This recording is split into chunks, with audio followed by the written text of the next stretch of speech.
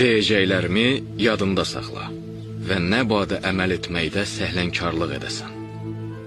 Bu dediklərim sənə və Allaha doğru üz tutan hər bir kəsə tövsiyəmdir. İştahan çəkməyəni yemə. Bu, ağılsızlığa səbəb olar. Ancaq ac olanda ye. Yeməyinə də haram qatma və yeməyə başlayanda Bismillah de. Peyğəmbərin hədisini unutma.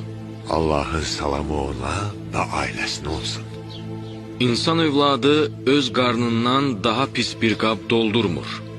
Yeməyə ehtiyac duyulduqda mədənin 1/3 yemək üçün, 1/3 su üçün, 1/3 də nəfəs almaq üçün saxlanılmalıdır.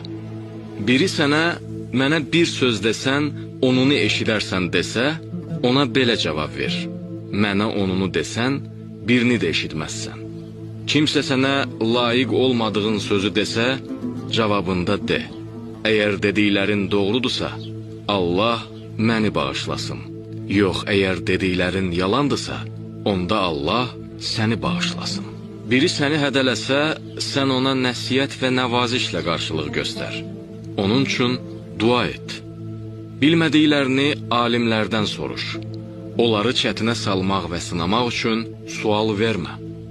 Öz şəxsi rəyinlə bir iş görmə.